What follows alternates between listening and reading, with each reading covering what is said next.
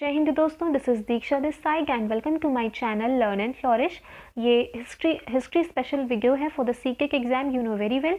And आज से हम मिडिवल हिस्ट्री स्टार्ट कर रहे हैं। अभी तक हमने जितने लेक्चर्स किए वो एंशिएंट हिस्ट्री के थे एंड ये प्योर एनसीईआरटी कंटेंट है, एनसीईआरटी बुक से मैंने डायरेक्टली उठाया है। So don't waste time and आगे शुरू करते हैं। तो मिडिवल हिस्ट्री का जो बेसिकली रफली टाइम पीरियड है वो है 780 to 750 AD, 1750 AD। What is the mean of AD? AD का फुल फॉर्म है, AD इज एन एब्रीविएशन, इसका फुल फॉर्म है Anno Domini. What is the mean of Anno Domini? Anno Domini means in the year of lord, and which lord? Jesus Christ. Actually इसके ऊपर हम एक separate video कर चुके हैं जिसमें BP, BCE और BCA, CE ये सारे एब्रीविएशन को हमने अच्छे से एक्सप्लेन किया है। तो प्लेलिस्ट में जाकर के देखेंगे आप, हिस्ट्री बेसिक वीडियो कुछ समथिंग ऐसे प्लेलिस्ट है, you can go and watch the video from there. So हम टाइम वेस्ट नहीं करेंगे, यहाँ पे शुरू करते हैं। तो 1154 CE यानी कि कॉमन एरा में एक जियोग्राफर हुआ करते थे, अरब जियोग्राफर हुआ करते थे जिनका नाम अल-इदरसी था। उन्होंने एक मैप बनाया जिसमें कि साउथ इंडिया को वहाँ दिखाया गया जहाँ पे हम नॉर्थ इंडिया को इमेजिन करते हैं या मानते हैं, और श्रीलंका को आइलैंड बताया गया टॉप पे, बल्कि श्रीलंका आइलैंड कहाँ है? एकदम बिलो, एकदम नीचे है। तो हमारा जो मैप होता है बेसिकली कैसा होता है, कुछ ऐसा मैप होता है, और श्रीलंका इधर एकदम नीचे होता है, ऊपर नॉर्थ है, नीचे साउथ है। लेकिन जो अल-इदरसी जी ने मैप बनाया उसमें क्या था, ये श्रीलंका को उठा के ऊपर रख दिया, मतलब इस मैप को उलट दिया। आप इस मैप को जब उल्टा करके देखेंगे तो वैसा मैप बनाया था अल-इदरसी जी ने, ठीक है। तो ये मैंने क्यों मेंशन किया, क्योंकि क्वेश्चन यहाँ से ये पूछ लेगा कि अल-इदरसी ने जो मैप बनाया था उसके क्या कैरेक्टरिस्टिक्स थे। क्वेश्चन हमें पता है ऑब्जेक्टिव फॉर्म में ही आएंगे, आपसे लिखवाया नहीं जाएगा। तो उसमें 4-5 ऑप्शन होंगे, बताएं इनमें से कि अल-इदरसी ने जो मैप बनाया था उसकी क्या, इनमें से कौन सा सेंटेंस सही है उसके बारे में, या फिर ये कैरेक्टरिस्टिक दे देगा कि भाई ऐसा मैप किसने बनाया था। तो हमको पता होना चाहिए Al-Idrisi. It was important term so I mentioned. Next देखते हैं, historical records exist in variety of languages. मतलब जो हिस्टोरिकल रिकॉर्ड होते हैं, जो इतिहास से रिलेटेड जो सूचनाएं होती हैं, वो बहुत ही डिफरेंट वेराइटी ऑफ लैंग्वेजेस में होती हैं, विच हैव चेंज्ड, जो कि बदलती रहती हैं। क्या बदलती रहती हैं? उनका मतलब बदलता रहता है कंसिडरेबली ओवर द ईयर्स। मतलब कि जैसे जैसे समय बीतता है उनकी मतलब बदलते रहते हैं। एक एग्जाम्पल लेते हैं, अगर ये सर्कल है तो इस सर्कल का मतलब किसी हिस्टोरियन ने ए बताया, ठीक है, उसका इंटरप्रिटेशन ए के रूप में किया। आज फिर 100 साल बाद इसी सर्कल को दूसरे हिस्टोरियन ने कह दिया कि नहीं भाई ये बी है। फिर 50 साल बाद किसी दूसरे हिस्टोरियन ने कह दिया ये सी है। तो मतलब रिकॉर्ड तो एक ही है ना, वो सर्कल ही है, लेकिन उसका इंटरप्रिटेशन डिफरेंट हिस्टोरियंस ने डिफरेंट वे में किया। तो अब उसके क्या एग्जाम्पल्स हैं जो एनसीईआरटी में मेंशन है, वो हमें देखना है। जो वर्ल्ड हिंदुस्तान टर्म आज एक पॉलिटिकल वर्ड है जिसको हम यूज़ करते हैं, और ये बताता है कि हाँ इस सीमा से लेकर इस सीमा तक ये हिंदुस्तान है, राइट। लेकिन सबसे पहले ये हिंदुस्तान शब्द 13th सेंचुरी में यूज़ हुआ था। किसने प्रयोग किया था? मिन्हाज-ई-सिराज ने प्रयोग किया था। किसने प्रयोग किया था? मिन्हाज-ई-सिराज ने प्रयोग किया था। लेकिन इस हिंदुस्तान शब्द का क्या वही मतलब था जो आज है? नहीं। He meant the areas of Punjab, ध्यान से सुनिएगा, एरियाज ऑफ पंजाब, हरियाणा और गंगा और यमुना के बीच की भूमि। इसके अलावा दिल्ली सल्तनत होती थी, दिल्ली सल्तनत होती थी, उसके एरिया को ही केवल हिंदुस्तान कहा गया। मतलब कभी भी साउथ, जो हमारा दक्षिण भारत वाला एरिया है, उसको कभी भी हिंदुस्तान टर्म में मिन्हाज-ई-सिराज ने मेंशन ही नहीं किया। केवल पंजाब हरियाणा वाले एरिया, उसके अलावा गंगा और यमुना के बीच वाला एरिया, उसके अलावा दिल्ली सुल्तान वाला एरिया जो कि सेंट्रल इंडिया में हुआ करता था, उसको ही हिंदुस्तान टर्म से मेंशन किया गया था। इसके अलावा जब बाबर आए और उन्होंने जब हिंदुस्तान टर्म को यूज़ किया तो उन्होंने पॉलिटिकल वे में यूज़ ही नहीं किया, उन्होंने जियोग्राफिकल वे में यूज़ किया। उन्होंने हिंदुस्तान टर्म से क्या बताया? Babur used Hindustan to describe the geography, उन्होंने हिंदुस्तान टर्म का यूज़ किया जियोग्राफी डिस्क्राइब करने में, फौना को डिस्क्राइब करने में, culture of inhabitants of the subcontinent, subcontinent के कल्चर को, इनहैबिटेंट्स को, जियोग्राफी और फौना को डिस्क्राइब करने के लिए बाबर ने हिंदुस्तान टर्म का यूज़ किया था। तो मतलब ये है कि टर्म एक ही है हिंदुस्तान, यानी कि ये क्या है, हिंदुस्तान एक ही टर्म है, लेकिन 13th सेंचुरी में मिन्हाज ई सिराज ने इसको डिफरेंट वे में इंटरप्रिटेशन इसकी की और बाबर ने इसकी डिफरेंट वे में इंटरप्रिटेशन की। ये दो एग्जाम्पल्स थे एनसीईआरटी में जिसका हमें पता होना चाहिए। इसके अलावा एक और एग्जाम्पल है, आज एक शब्द हम लोग बहुत ज़्यादा प्रयोग करते हैं, फॉरेनर। जो फॉरेनर आज क्या मतलब है, जैसे कि मैं इंडिया में रहती हूँ, सो फॉर मी कोई एक पर्सन फॉरेनर कौन होगा, जो ऑस्ट्रेलिया से आया हो, जो यूएसए से आया हो, यानी कि मेरे किसी अदर कंट्री से आए हुए पर्सन को मैं क्या कहूँगी, फॉरेनर। आप क्या कहेंगे, फॉरेनर। लेकिन जब मिडिवल हिस्ट्री मिडिवल पीरियड की बात करते हैं, in the medieval period a foreigner was, foreigner कौन होता था, वॉज एनी स्ट्रेंजर, कोई अजनबी होता था, हु अपीयर्ड से इन a given village, someone who wasn't part of that society or culture। मतलब कि एक अजनबी जो कि किसी, मान लीजिए कि कोई, आप एक विलेज में रहते हैं और आपके विलेज में कोई स्ट्रेंजर, कोई अजनबी दिखता है, तो आप उसको क्या बोल देंगे कि भाई ये तो फॉरेनर है। और बेसिकली हम इसको ग्रामीण या आंचलिक भाषा में क्या बोलते हैं, परदेसी। बहुत सारे परदेसी टाइप सॉन्ग्स भी हैं। तो लाइक जो हमारे विलेज से नहीं है, जो हमारे शहर से नहीं बिलोंग करता है और दूसरे शहर या कस्बे से आ गया, तो उसको क्या बोला जाता था, फॉरेनर या फिर परदेसी, कब, मिडिवल पीरियड में। लेकिन आज क्या ऐसा करते हैं, नहीं, जो अदर कंट्री से आता है हम उसको फॉरेनर कहते हैं, रैदर देन जो अलग विलेज या कस्बे से आया हो, राइट। तो ये कुछ एग्जाम्पल्स थे जिसमें कि ये बताया गया है कि किसी एक शब्द को हम कभी कुछ और मतलब निकालते हैं और कभी कुछ और मतलब निकालते हैं। अब एग्जाम में ये कैसे भी आएगा, किसी भी फॉर्म में आएगा, now you will be able to attempt that question. आगे पढ़ते हैं। Through this period paper gradually became cheaper and more widely available. अगर ये क्वेश्चन पूछे कि कौन से पीरियड में पेपर बहुत ही चीप हो गया और वाइडली अवेलेबल हो गया, मतलब हर जगह इजीली अवेलेबल था, तो वो था मिडिवल हिस्ट्री। मिडिवल हिस्ट्री में, मिडिवल पीरियड में, not history, sorry medieval period में पेपर जो है, पेपर क्या, कागज़, जो आजकल बहुत ही कॉमन सी बात है कि हाँ कागज़ क्या है, लेकिन नहीं, तब के समय एंशिएंट हिस्ट्री तक तो ये था ही नहीं, एंशिएंट पीरियड तक तो ये था ही नहीं ना। तब तो क्या होता था, मैन्यूस्क्रिप्ट्स किस पे लिखी जाती थी, पत्तों पे लिखी जाती थी, पेड़ की छालों पे लिखी जाती थी, इंस्क्रिप्शंस स्टोन पे लिखे जाते थे, ब्रिक्स पर लिखे जाते थे। तो पेपर अवेलेबल होता तो ऐसी चीज़ें थोड़ी ना करनी पड़ती। जब मिडिवल पीरियड में हम आए और पेपर अवेलेबल हुआ, ठीक है, यहाँ बताया जा रहा है, और बहुत ही चीप भी हो गया। जो मैन्यूस्क्रिप्ट्स थी, manuscripts were placed in libraries and archives. अब ये बताया जा रहा है कि जो मैन्यूस्क्रिप्ट्स थी उनको कहाँ रखा जाता था, लाइब्रेरीज में रखा जाता था या फिर आर्काइव्स में रखा जाता था। आर्काइव्स क्या होती हैं, आर्काइव्स इज अ प्लेस जहाँ पे ओल्ड बुक्स वगैरह रखी जाती हैं, और आज भी गवर्नमेंट की जो फाइल्स होती हैं, जो ओल्ड फाइल्स होती हैं, that are not currently used, तो उनको आर्काइव में रख देते हैं। ओके, तो हमारे फ़ोन सेक्शन में भी एक आर्काइव ऑप्शन होता है। तो मैन्यूस्क्रिप्ट्स कहाँ रखी जाती थी, लाइब्रेरीज एंड आर्काइव्स में। दे प्रोवाइडेड, मैन्यूस्क्रिप्ट की बात हो रही है कि मैन्यूस्क्रिप्ट जो है कि बहुत सारी डिटेल्ड इन्फॉर्मेशन प्रोवाइड कराती हैं हिस्टोरियंस को, but they are also difficult to use. लेकिन ये क्या है, डिफ़िकल्ट है यूज़ करने में। जैसे मान लें कि मेरी कॉपी है, मेरी कॉपी में मैंने कुछ लिखा, लेकिन मैं आपसे कहूँ कि कॉपी कर लो भाई, तो आप कॉपी कर पाओगे। हो सकता है आपको कहीं मेरी कुछ हैंड राइटिंग ना समझ आई हो, मैंने कहीं ओवर राइटिंग कर दी हो, या मेरा कोई स्पेलिंग मिस्टेक हो, या फिर कुछ भी हो सकता है। तो मतलब कि किसी की कॉपी से कॉपी करना इट इज़ रियली टफ। तो वही कह रहे हैं कि मैन्यूस्क्रिप्ट तो बहुत सारी इन्फॉर्मेशन हमको देती थी, हिस्टोरियंस को बहुत सारी इन्फॉर्मेशन देती थी, but they are also difficult to use. लेकिन उनको यूज़ करना डिफ़िकल्ट होता था कि अब मैन्यूस्क्रिप्ट का क्या यूज़ करेंगे। मैन्यूस्क्रिप्ट का यूज़ यही है कि हम उसको पढ़ें और हिस्ट्री के बारे में जानें और वापस से उसको पेपर में लिखें, कॉपीज़ में लिखें। बिकॉज जो मैन्यूस्क्रिप्ट है वो पत्तों पे लिखी गई हैं भाई, छालों पे लिखी गई हैं, तो ऑब्वियसली हमको कुछ किसी ऐसी चीज़ पर लिखना है जो लॉन्ग लास्टिंग हो, लेकिन उसको पढ़ करके उसको वापस से लिखना डिफ़िकल्ट होता था। बिकॉज जैसे मैंने एग्जांपल दिया वैसी प्रॉब्लम्स आती थी। आगे देखते हैं। एज स्क्राइब्स, स्क्राइब्स कौन होते हैं, लिपिक। आज भी स्क्राइब्स की पोस्ट होती हैं, आप देखते होंगे गवर्नमेंट जॉब्स निकलती हैं।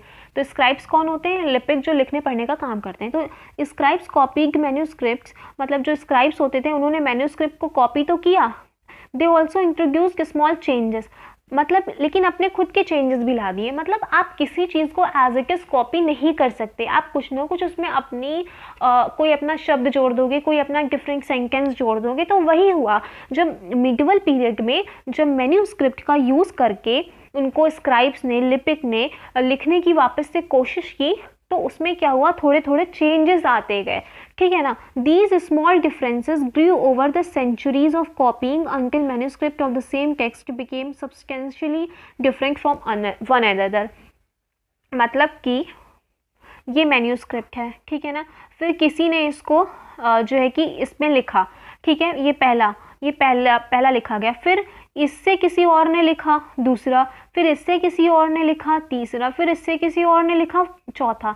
मतलब कि ओरिजिनल कौन है? ओरिजिनल ये है, लेकिन उसी से कॉपी कर करके कुछ चेंजेस ला करके इस तरह आगे आगे बढ़ती गई, और पहले वाले से चौथी वाली एकदम क्या हो गई, डिफरेंट हो गई, एकदम ही डिफरेंट हो गई। इससे क्या प्रॉब्लम आई? एक तो यही नहीं पता चल पाता था कि कौन सी ओरिजिनल है। सब में कंटेंट तो सेम है, मतलब मूल भाव तो सब में ही सेम है, एक जैसा है, लेकिन सबके जो है कि कहने का तरीका बदल गया, ठीक है ना। कह सकते हैं, हो सकता है कोई प्रोज में हो, कोई पोएट्री में हो, कोई किसी वे में हो। एक एग्जाम्पल मैंने लिया, राइट। तो ये बात हो गई कि जो स्मॉल डिफरेंसेस थे वो ओवर द सेंचुरीज बहुत ज़्यादा बढ़ते गए, ठीक है ना। आगे बात करते हैं न्यू चेंजेस की। और क्या डिफरेंट चेंजेस हुए? तो use of Persian wheel in irrigation, medieval period में और क्या क्या चेंजेस हुए? तो यहाँ पे पर्शियन व्हील का यूज़ होने लगा इरिगेशन में, ठीक है ना, पर्शियन व्हील का यूज़ होने लगा। इसके अलावा स्पिनिंग व्हील का यूज़ होने लगा इन वीविंग, कपड़े को वीव करने में, बुनने में, और फायर आर्म्स का यूज़ होने लगा, ठीक है ना। इसके अलावा न्यू फूड, बहुत सारे नए नए फूड्स भी आए सब कॉन्टिनेंट में, जैसे potatoes, T, coffee, corn and chillies. मतलब कि ये जो पोटैटो है ना, ये इंडिजिनस नहीं है, मतलब कि अपने इंडिया में नहीं उगाया गया, ये अराइव्ड, कहीं बाहर से लाया गया था फूड। कौन कौन से? Potatoes, T, coffee, corn and chillies, right. तो क्या क्या चेंजेस आए? इरिगेशन में चेंजेस आए कि भाई पर्शियन व्हील यूज़ हो रहा है, स्पिनिंग व्हील यूज़ हो रहे हैं, फायर आर्म्स यूज़ हो रहे हैं। फायर आर्म्स क्या, आग को बुझाने के लिए कुछ यूज़ करने वाला होता होगा।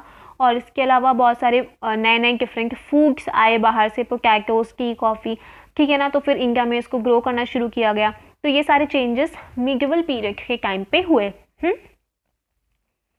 आगे बढ़ते हैं।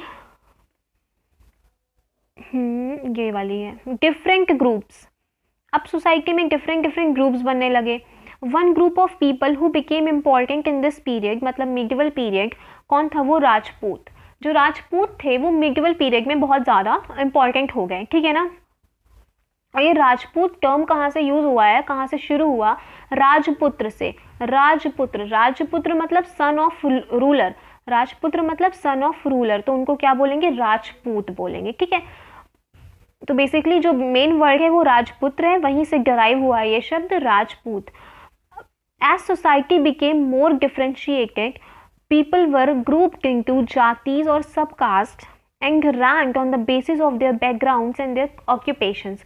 मतलब ये कह रहे हैं कि सोसाइटी बहुत डिफरेंशिएटेड हो गई, मतलब डिफरेंट तरह के लोग सोसाइटी में रहने लगे। तो इससे क्या हुआ? बहुत सारी जातीज डिवाइड हो गई, बहुत सारी सब कास्ट डिवाइड हो गई on their basis of their backgrounds like कैसे आप किस फैमिली में आप जन्म लिए हैं। अगर आप ब्राह्मण हैं तो फिर आपको भी ब्राह्मण बोला, अगर आपकी फैमिली ब्राह्मण है तो आपको भी ब्राह्मण बोला जाएगा, ठीक है ना। तो ये बैकग्राउंड के आधार पे हो गया। और ऑक्यूपेशन की, आप कौन सा काम कर रहे हैं, उस आधार पे हो गया, राइट। तो मिडिवल पीरियड में बहुत सारे ग्रुप्स बनने लगे, बहुत सारी जाति और सब जातीज, सब कास्ट जो है कि ओरिजिन में आई। अब आगे देखते हैं रीजन एंड एम्पायर। और संस्कृत प्रशस्ति पता है सबको, प्रशस्ति क्या होती है, बहुत बार डिस्कस किया। प्रशस्ति मीन्स इन प्रेज ऑफ, किसी राजा के प्रशंसा में लिखे गए शब्दों को कह सकते हैं, उसको प्रशस्ति बोलते हैं, जो कि इंस्क्रिप्शंस वगैरह पे खुदवाई जाती थी। तो a Sanskrit prashasti praising the Delhi sultan Ghiyasuddin Balban explained that his empire stretched from Bengal in east to Ghazni in Afghanistan in the west and included all of the South India। अब ये मैंने टर्म यहाँ पे ये क्यों मैंने इंक्लूड किया, बिकॉज एग्जाम में पूछ सकता है, ऐसे पूछेगा कि एक संस्कृत की प्रशस्ति मिली है या संस्कृत भाषा में लिखी प्रशस्ति मिली है, अब उसमें कौन से सुल्तान के बारे में लिखा गया है। तो हमें पता होना चाहिए जो संस्कृत प्रशस्ति मिली है उसमें दिल्ली के सुल्तान गयासुद्दीन बलबन के बारे में एक्सप्लेन किया गया है, बताया गया है। और क्या बताया गया है कि उनका जो एम्पायर था वो कहाँ से कहाँ तक था, बंगाल इन ईस्ट में बंगाल से लेकर के गजनी इन अफगानिस्तान इन द वेस्ट में अफगानिस्तान तक। इसके अलावा and included all of the south India, पूरा साउथ इंडिया इन्होंने कवर किया, मतलब नॉर्थ में नहीं था, बाकी ईस्ट में बंगाल से लेकर के वेस्ट में अफगानिस्तान तक और rest of the south India. किसका, बलबन का। केवल आप गयासुद्दीन बलबन या फिर बलबन याद रख सकते हैं। संस्कृत की प्रशस्ति थी जिसमें गयासुद्दीन बलबन के बारे में बताया गया है और उनके बताया गया कौन कौन से एरिया पे वो रूल करते थे, राइट। तो क्वेश्चन ऐसे भी पूछ लेगा कि बलबन जो है कि कौन कौन से एरिया में रूल करते थे, ऐसे पूछ लेगा, या फिर इस एरिया में कौन रूल करता था, या फिर संस्कृत प्रशस्ति किसके बारे में बताती है, या फिर बलबन की प्रशस्ति कौन सी भाषा में थी। अब वो क्वेश्चन कैसे भी पूछे, अगर आपने इतनी इन्फॉर्मेशन पढ़ ली है देन यू कैन मैनेज। आगे बढ़ते हैं। New religion, merchants and migrants first brought the teachings of the holy Quran. अब हम जब तक एंशंट पीरियड तक थे, हम एंशंट पीरियड तक हमारा हिंदुइज्म था, हिंदू धर्म चलता था, ठीक है। उसके बाद हमारा इस्लाम आया। तो इस्लाम कब आया, मिडिवल पीरियड में, हिंदुस्तान में, सब कॉन्टिनेंट में। तो हम हिंदुस्तान टर्म यूज़ नहीं कर सकते। अगर हम हिस्ट्री के पर्सपेक्टिव से देख रहे हैं तो हम क्या शब्द यूज़ करेंगे, सब कॉन्टिनेंट शब्द यूज़ करेंगे। तो सब कॉन्टिनेंट में हिंदू धर्म के अलावा दूसरा धर्म कब एंट्री करता है, तो वो एंट्री करता है मिडिवल पीरियड में। और कौन सा वो धर्म हुआ करता था, वो इस्लाम था। तो उसी के बारे में बता रहे हैं कि इस्लाम सब कॉन्टिनेंट में कब आया या फिर हिंदुस्तान में कब आया, अगर आज की बात करें तो मर्चेंट्स एंड माइग्रेंट्स। और कौन आया, जो मर्चेंट्स व्यापारी होते थे या फिर माइग्रेंट्स जो होते थे। माइग्रेंट्स पता है ना, जो एक स्थान को छोड़ के दूसरे स्थान जाते हैं उनको माइग्रेंट्स बोलते हैं। तो मर्चेंट और migrants first brought the teaching of the holy Quran, पवित्र कुरान की जो टीचिंग्स हैं उसको सबसे पहले इंडिया में कौन लाया, Quran to India in 7th century. कौन लाया, मर्चेंट और माइग्रेंट्स लाए। कब लाए, 7th सेंचुरी में। तो अगर पूछे क्वेश्चन कि इस्लाम भारत में कब आया, तो 7th सेंचुरी में आया, मतलब 700 से 800 के बीच में आया। तो 7th सेंचुरी में आया, राइट। कौन लेकर आया, मर्चेंट्स, व्यापारी और माइग्रेंट्स लेकर आए सबसे पहले होली कुरान की टीचिंग इंडिया में, ठीक है ना। सिया मुस्लिम्स, मुस्लिम्स होते हैं वो, उसमें भी दो पार्ट डिवाइड है कह सकते हैं, सिया एंड द सुन्नी, ठीक है, सुन्नी। और जो सिया मुस्लिम है उन्होंने वो किसको फॉलो करते हैं, वो उन्होंने किसको बिलीव किया, तो उन्होंने बिलीव किया अली को। और जो सुन्नी है उन्होंने किसको बिलीव किया, उन्होंने फॉलो किया खलीफास को, ठीक है। तो ये अली शायद उनके brother, I am not sure, मैंने पढ़ा था, मैं भूल गई भी, मुझे ध्यान नहीं आ रहा है। तो जो सिया मुस्लिम थे उन्होंने, हमको बस इतना याद रखना है, क्वेश्चन ये एग्जाम में पूछ सकता है, हमको पता होना चाहिए। जो सिया मुस्लिम है उन्होंने अली को बिलीव किया या अली को फॉलो किया, और जो सुन्नी मुस्लिम है उन्होंने खलीफास को फॉलो किया, राइट। तो अगर इतना हमने पढ़ लिया है तो क्वेश्चन कैसे भी पूछे, मैं कहती हूँ आप बता लेंगे।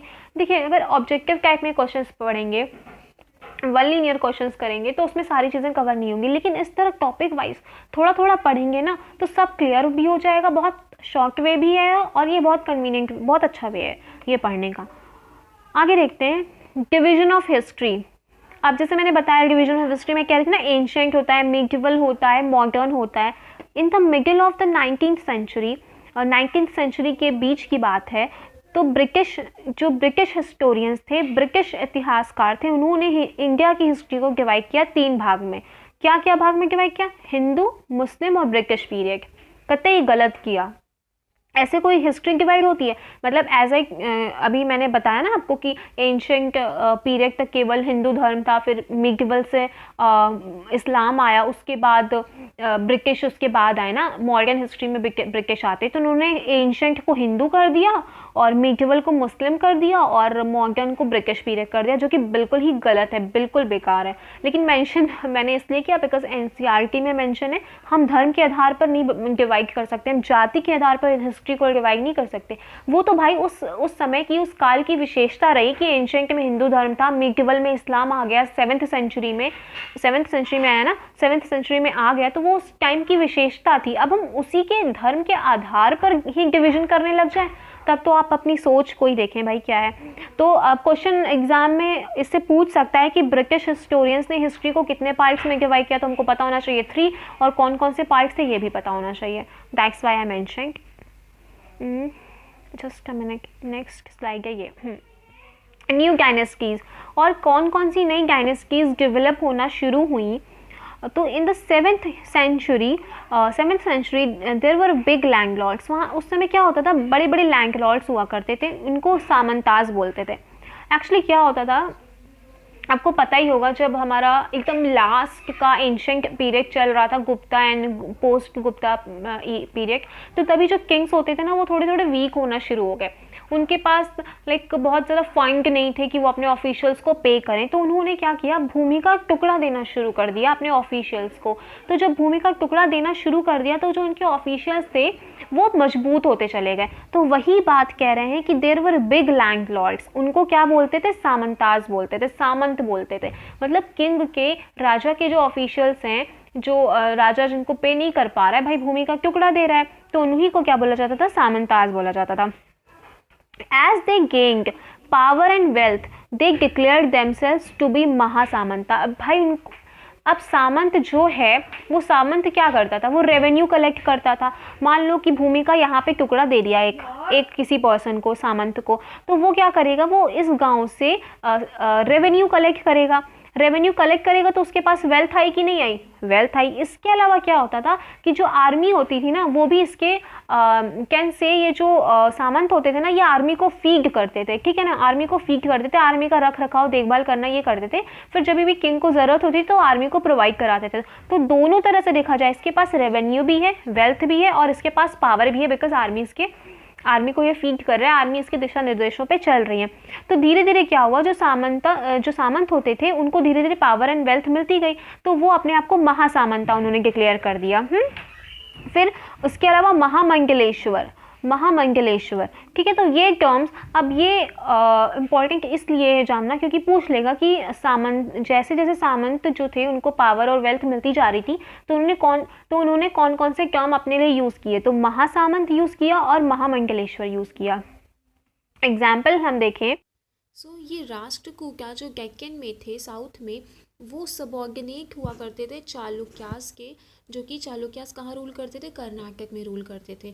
तो मतलब राष्ट्रकूटा की स्टार्टिंग से कोई डायनेस्टी, मतलब बेसिकली इन्होंने अपनी डायनेस्टी कैसे बनाई, ये जो है कि चालुक्यास के अंडर में थे। चालुक्यास हमने पढ़ा था, उनकी कैपिटल एहोल है ना। तो चालुक्या के सबऑर्डिनेट थे राष्ट्रकूटा, लेकिन उन्होंने फिर भी रूल किया। उस समय सामंत लोग बहुत ज़्यादा जो है कि पावर एंड वेल्थ में आगे निकल गए थे।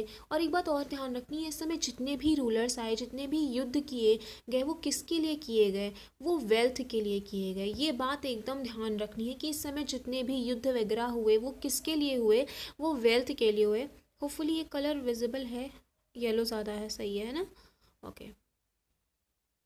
जितने भी युद्ध हुए वो किस लिए हुए, वेल्थ के लिए हुए, रुपए पैसे के लिए हुए, मतलब इन्हीं सब चीज़ों के लिए हुए, ये बात ध्यान रखनी है। तो राष्ट्रकूटा के बारे में देख रहे थे, तो क्या हुआ कि राष्ट्रकूटा, इनमें से एक प्रमुख होते थे राष्ट्रकूट के, जिनका नाम था दंती दुर्ग। क्या नाम था, दंती दुर्ग। उन्होंने एक रिचुअल किया, कौन सा रिचुअल था, हिरण्यगर्भ। क्या रिचुअल था, हिरण्यगर्भ। और ये रिचुअल क्यों किया गया, ताकि उनको वापस से रीबर्थ किस रूप में मिले, क्षत्रिय के रूप में मिले। किस रूप में मिले, क्षत्रिय के रूप में मिले, है ना। हिरण्यगर्भ एक रिचुअल था, और ये रिचुअल इसलिए परफॉर्म किया गया ताकि उनको दोबारा से जो जन्म मिले वो क्षत्रिय मिले। क्यों क्षत्रिय मिले? जिससे कि वो ईजिली किंग बन जाएं। आपको पता होगा जो भी किंग्स होते थे वो क्षत्रिय होते थे, ब्राह्मण्स को किंग नहीं बनाया जाता था। ब्राह्मण्स अपना पूजा पाठ और वेद एंड ऑल ये सारी क्रियाकलाप करते थे। सो जो है कि इसीलिए राष्ट्रकूटा के प्रमुख दंती दुर्ग ने एक रिचुअल परफॉर्म किया ताकि भाई वापस से रीबर्थ एज अ क्षत्रिय हो। इसके अलावा कदम्ब मयूर शर्मन एंड गुज्जर प्रतिहार, ये जो थे ये कौन थे? ये भी ब्राह्मण्स थे, लेकिन फिर भी इन्होंने अपनी किंगडम बनाई। कहाँ पे? कर्नाटका एंड राजस्थान। मतलब मयूर शर्मन और गुर्जर प्रतिहार कहाँ थे? राजस्थान में रूल करते थे। मयूर शर्मन कहाँ रूल करते थे? कर्नाटका में रूल करते थे। तो मतलब बताया जा रहा है कि ये जो मीडिवल पीरियड है थोड़ा सा इंटरेस्टिंग हुआ कि यहाँ पे जो रूलिंग पार्टी थी, जो रूल कर रहे थे, वो केवल और केवल क्षत्रिय नहीं थे, देवर ऑल्सो ब्राह्मण्स भी थे। और ये कौन सी प्रथा की वजह से हुआ? ये सामंतवाद की वजह से हुआ। सामंत जो है कि धीरे धीरे उनको मोर पावर, मोर वेल्थ मिलती जा रही थी और वो जो है कि किंग से ज़्यादा पावरफुल होते जा रहे थे। That's why they became Kings. तो ये हमको ध्यान रखनी है। इसमें चीज़ें क्या ध्यान रखनी है? एक तो हमें ये ध्यान रखना है कि जो कि राष्ट्रकूट के चीफ दंती दुर्ग थे, उन्होंने कौन सा रिचुअल परफॉर्म किया? हिरण्यगर्भ। और उस रिचुअल का क्या एम था, क्या पर्पस था? तो उसका एम था रीबर्थ एज क्षत्रिय, कि जो परफॉर्मर है उसका रीबर्थ हो एज अ क्षत्रिय। इसके अलावा इसमें हमको ये देखना है कि मयूर शर्मन और गुर्जर प्रतिहार दोनों कौन थे? ब्राह्मण्स थे, फिर भी इन्होंने अपनी किंगडम इस्टेब्लिश की। कहाँ पे? Karnataka and Rajasthan. Okay, move to the administration of the medieval period. यहाँ पे एडमिनिस्ट्रेशन कैसा था? The functionaries for collecting revenue were generally recruited from influential families and positions were often hereditary. मतलब कि जो भी रेवेन्यू वगैरह कलेक्ट करना होता था उसके लिए जिसको रखा जाता था, जिस पर्सन को रिक्रूट किया जाता था, वो इन्फ्लुएंशियल फैमिली से होता था। मतलब किसी नॉर्मल फैमिली से नहीं होता था। वो फैमिली कह सकते हैं वेल्थ में बहुत अच्छी होती होगी, राजा से उसके क्लोज रिलेशनशिप्स रहते होंगे। और फिर उस पोस्ट को, एक बार वो पोस्ट किसी मान लो एक पर्सन को दे दी, फिर अगली बार उस पोस्ट को ए के बेटे को दिया जाएगा, फिर बी के बेटे को दिया जाएगा, सी के बेटे को दिया जाएगा। मतलब पोस्ट कैसी है? हेरिडेटरी पोस्ट है, right. So it was absolutely wrong, because योग्यता के आधार पे मिलना चाहिए, परिवार के आधार पे नहीं, राइट। प्रशस्तीज कई दफ़े देख चुके हैं। प्रशस्तीज क्या होती हैं? इन प्रेज ऑफ, जो राजा महाराजाओं की प्रशंसा में लिखी जाती थी, उन्हें प्रशस्तीज कहते हैं। तो मिडिवल पीरियड के में प्रशस्ति का क्या रोल था वो देखेंगे। तो प्रशस्तीज वर कंपोज्ड बाय ब्राह्मण्स। ये जो प्रशस्तीज होती थी ये ब्राह्मण्स कंपोज करते थे एंड वर रिवॉर्डेड। और राजा इनको एज अ रिवॉर्ड क्या देते थे? ग्रांट्स ऑफ लैंड देते थे। मतलब कि गोल्ड कॉइन्स। बेसिकली पहले क्या चलते थे? गोल्ड कॉइन्स चलते थे। तो राजा ब्राह्मण्स को प्रशस्ति बनवाने के बदले गोल्ड कॉइन्स ना दे करके क्या दे देते थे? कोई छोटी सी लैंड का, भूमि का टुकड़ा दे देते थे, राइट। और these were recorded on copper plate. और इसको किस पे रिकॉर्ड किया जाता था? एक कॉपर प्लेट पे रिकॉर्ड किया जाता था कि हाँ भाई फला इंसान को ये फला भूमि का टुकड़ा दिया गया है, ग्रांट किया गया है। तो इसी तरह तो ब्राह्मण्स धीरे धीरे पावर में आते गए। अब मान लो कोई भूमि का टुकड़ा दे दिया गया तो अब यहाँ से जो रेवेन्यू कलेक्ट होगा वो उस ब्राह्मण के पास जाएगा, है ना। तो उसके पास धीरे धीरे वेल्थ बढ़ती जाएगी, साथ में उस पर्टिकुलर एरिया में उसकी पावर भी इंक्रीज़ होगी। ओके, सो ऐसी कुछ सिचुएशंस चल रही थी। तो ये याद रखना है हमको कि कौन सा मेटल यूज़ होता था। तो कॉपर प्लेट्स होती थी, राइट। इसके अलावा एक प्रशस्ति का एग्जाम्पल दिया गया है जो कि संस्कृत में लिखी गई थी। Gwalior Madhya Pradesh, MP, this MP means Madhya Pradesh में मिली है। और इसमें किस पर्टिकुलर किंग के बारे में बात की गई है? तो नागभट्ट, जो कि एक प्रतिहार किंग हुआ करते थे। तो हमको ये ध्यान रखना है कि नागभट्ट एक प्रतिहार किंग थे और इनके बारे में हमको एक संस्कृत प्रशस्ति से पता चलता है जो कि ग्वालियर मध्य प्रदेश से हमको मिली है। नागभट्ट एक प्रतिहार किंग थे और इनके बारे में हमको एक संस्कृत प्रशस्ति से पता चलता है जो कि ग्वालियर मध्य प्रदेश से प्राप्त हुई है। कल्हन कौन थे? आपको पता होगा, एक पोएट थे और ये संस्कृत पोएम इन्होंने लिखी। उन्होंने संस्कृत पोएम किस पे लिखी? कश्मीर के कश्मीर के राजाओं की हिस्ट्री, रूलर्स की हिस्ट्री को जो है कि बताते हुए उन्होंने एक पोएम लिखी थी कल्हण ने। और जो है कि इनकी क्या विशेषता है, इनको यहाँ क्यों मेंशन किया गया है, दो चीज़ों की वजह से। एक तो इन्होंने संस्कृत पोएम लिखी, ये कल्हण कौन से रूलर्स के बारे में इन्होंने लिखा है तो हमको पता होना चाहिए, Kashmir. And a very short trick हम देख सकते हैं, K for Kalhana, K for Kashmir, so we can relate. हाँ, छोटी सी ट्रिक है। इसके अलावा ये थोड़े ना क्रिटिकल थे कल्हण, छोड़ो, नहीं बन रही ट्रिक। ये थोड़े क्रिटिकल थे, मतलब कि लाइक जो प्रशस्तियाँ लिखी जाती थी वो क्या होता था ना कि जो राइटर पोएट होता था वो राजा की एकदम तारीफ़ें करता था। बट कल्हण ने कहा ऐसा ठीक नहीं है, अगर हम राजा के लाइक अच्छाई बता रहे हैं तो हमको उनकी बुराई भी बताने में कोई प्रॉब्लम नहीं होनी चाहिए, लाइक प्रो एंड कॉन्स दोनों बताएं। तो ये अपने रूलर्स के बारे में क्रिटिकल व्यू लिखते थे, राइट, केवल अच्छा अच्छा नहीं लिखते थे, सब कुछ स्ट्रेट फॉरवर्ड बताते थे। I like such people. Kannauj भाई मिडिवल पीरियड में बहुत ज़्यादा लोगों ने इसका नाम लिया है, इसके बारे में बातें की हैं, इसकी बहुत इम्पोर्टेंस थी। क्या इम्पोर्टेंस थी? ये एक कन्नौज जो शहर है गंगा वैली में है, और गुर्जर प्रतिहार, पाला डायनेस्टी एज वेल राष्ट्रकूटा, ये तीनों के तीनों इस कन्नौज को प्राप्त करने के लिए लड़ते थे। मतलब तीनों डायनेस्टीज लड़ रही थी, गुर्जर प्रतिहार भी, पाला डायनेस्टी भी और राष्ट्रकूटा डायनेस्टी भी, तीनों की तीनों इस कन्नौज के लिए कायदे से लड़ाई कर रही थी। सो कन्नौज की बहुत ही इम्पोर्टेंस रही थी उस पीरियड में, ऑब्वियसली तभी लोग लड़ रहे थे।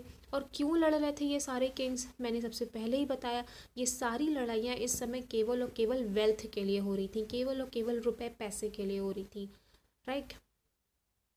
आगे बढ़ते हैं। Sultan Mahmud of Ghazni. Sultan means क्या होता है? सुल्तान को मतलब रूलर को सुल्तान बोलते हैं, है ना, जैसे हमारा किंग बोलते हैं, तो वैसे आई गेस अफ़गान में बोलते हैं सुल्तान, अफ़गानी भाषा में। तो सुल्तान महमूद, एक महमूद नाम के रूलर थे, कहाँ के? गजनी का रूलर था वो, अफ़गानिस्तान में है जो कि एरिया, और जिसको हम गजनी की वजह से उनको, उस इंसान को गजनवी भी बोलते हैं। इसने रूल कब से कब तक किया? सो लेट मी जूम, अब सही है इतना? हाँ, तो इन्होंने रूल किया 997 टू 1030 तक, और इन्होंने इसने कहाँ कहाँ तक रूल किया, कौन कौन से एरिया इसके कंट्रोल में आए? तो सेंट्रल एशिया, ईरान और north western part of the सब कॉन्टिनेंट, इतने एरिया में इसने रूल किया।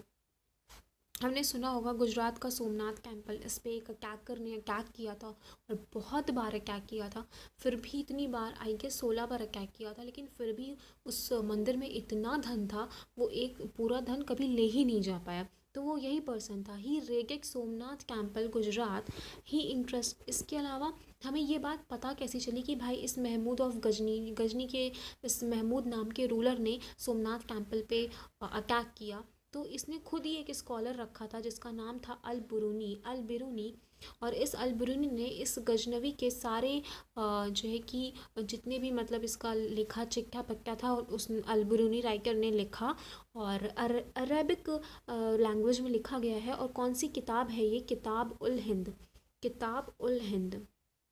तो यहाँ से 2-3 चीज़ें हमको याद रखनी है कि Mahmud of Ghazni, he attacked Somnath temple that is in the Gujarat, and he interested a writer name can say he interested a scholar named Al-Biruni, and he wrote a book named Kitab ul-Hind that is in the Arabic language, and इस book से ही हमको ये सारी चीज़ें पता चलती हैं। उनका जितना काला चिट्ठा है, सफ़ेद चिट्ठा है, हमको इस किताब से पता चलता है। आगे बढ़ेंगे।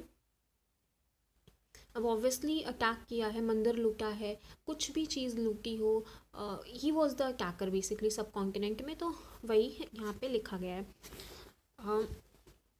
आगे बढ़ते हैं। ये चौहान्स कौन थे भाई? लेकिन इतना याद रखो, जितने भी इस समय हम रूलर एंड ऑल सब पढ़ रहे हैं ना, राष्ट्र को, वो जो ब्राह्मण्स वाले रूलर थे, जितने भी थे ना, ये सब के सब वेल्थ के पीछे ही भाग रहे थे, है ना। Chauhans who ruled over the region, Chauhans कहाँ रूल करते थे? दिल्ली और अजमेर में रूल करते थे। तो हमको यहाँ से क्या, देखिए जो किताब है उसमें बहुत सारी स्टोरीज़ एंड कहानी है, तो हमें यहाँ पे जो एग्ज़ाम के पर्सपेक्टिव से इम्पॉर्टेंट चीज़ें ही देखनी है। तो इतना याद रखें, चौहान कहाँ रूल कर रहे थे? दिल्ली एंड अजमेर के एरिया में, और इन्होंने अपना रूल अपनी जो पावर है वो एक्सपैंड करने की कोशिश की कि भाई वो वेस्ट तक भी चले जाएं, ईस्ट तक भी चले जाएं। लेकिन हुआ क्या कि उनको चालुक्याज ऑफ गुजरात, यानी कि वेस्ट में उनको गुजरात के चालुक्याज ने रोका, और इधर उत्तर प्रदेश, वेस्टर्न उत्तर प्रदेश से किसने रोका?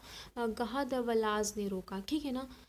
तो ये बात हमें ध्यान रखनी है कि चौहान थे जो कि गहली और अजमेर के रीजन में रूल कर रहे थे। इसके अलावा उन्होंने सोचा कि अपने राज को आगे बढ़ाते हैं, लेकिन वो गुजरात में चालुक्यास के द्वारा रोके गए। चालुक्यास ऑफ गुजरात उन्होंने मतलब गुजरात के चालुक्यों ने उनको रोका, और गहदवलाज ऑफ वेस्टर्न उत्तर प्रदेश के द्वारा वो रोके गए।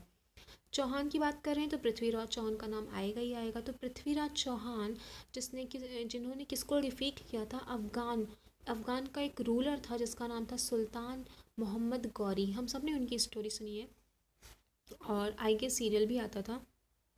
तो मोहम्मद गौरी को हराया था पृथ्वीराज चौहान ने 1191 में, लेकिन उसके अगले ही साल 92 में वो खुद हार गए थे। तो हमको ये याद रखना है कि पृथ्वीराज चौहान और गौरी की लड़ाई हुई, जिसमें 1191 मतलब 91 में वो जीते और 92 में ही वो हार गए। ठीक है। अफगान रूलर था ये गौरी, मोहम्मद गौरी।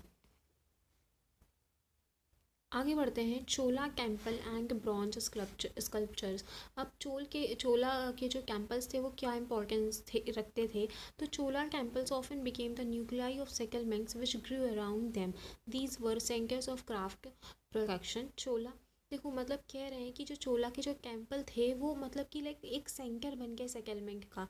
और कैसा सेटलमेंट? लाइक उस वो जो मंदिर था वो केवल रिलीजियस पर्सपेक्टिव से इम्पोर्टेंट नहीं था, वो साथ साथ इकोनॉमिक पर्सपेक्टिव से भी इम्पोर्टेंट होता चला गया। उसके आसपास बहुत सारे क्राफ्ट पर्सन्स ग्रो करने लगे, बहुत सारी चीज़ें होने लगी। यानी कि जो एक मंदिर था वो केवल और केवल रिलीजियस पर्सपेक्टिव से इम्पोर्टेंट नहीं था, उसके आसपास सोसाइटी के हर पर्सपेक्टिव बहुत ज़्यादा फ्लॉरिश होने लगे। ठीक है। चोला टेम्पल्स की ये बात हो रही है ना। इसके अलावा ब्रॉन्ज स्कल्पचर्स क्या था? तो जो चोला की जो ब्रॉन्ज इमेजेस थी वो मतलब पूरी दुनिया में बड़ी ही फाइनेस्ट की, बड़ी ही अच्छी मानी जाती कि इसके मुकाबले कोई इतनी अच्छी कलाकारी नहीं हो सकती। तो इनके मंदिरों और इनकी मूर्तियों की भी बड़ी जो है कि तारीफ़ें थी। अब हम बात करेंगे उस समय का मिडिवल पीरियड का क्या एग्रीकल्चर एंड इरिगेशन था। तो काफ़ी ज़्यादा एग्रीकल्चर में भी हम डिफरेंट चीज़ें देखने को मिलती हैं हमें। जैसे कावेरी जो नदी थी, कहते हैं कि वो बे ऑफ बंगाल में मिलने से पहले बहुत सारी कैनल्स में मतलब सेपरेट हो जाती थी, अलग अलग हो जाती थी।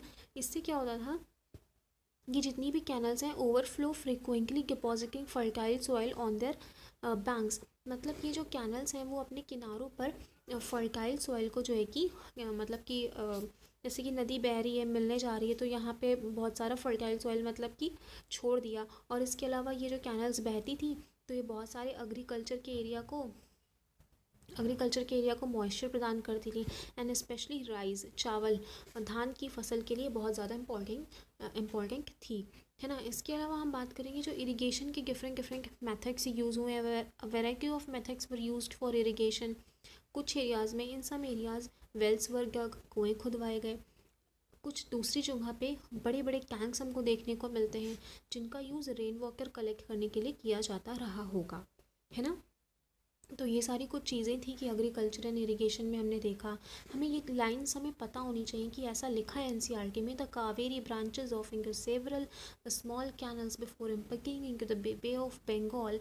These canals overflow frequently depositing fertile soil on their banks, है ना। तो ऐसे ही अब इसमें से कुछ भी घुमा के पूछेगा तो हमें पता है कि भाई एनसीईआरटी में इतना ही लिखा है और ऐसे लिखा है, तो हम कोई भी क्वेश्चन अटेम्प्ट कर लेंगे, है ना। सो जस्ट हाँ, ये हमारी लास्ट स्लाइड थी। सो फ्रेंड्स, अगर आपको ये सेशन कैसा लगा आप कमेंट करके ज़रूर बताएं। If you like the session then please hit the like button, do subscribe to my channel and please share the video because as I always say sharing is caring. और आगे भी series आती रहेंगी। And जय हिंद।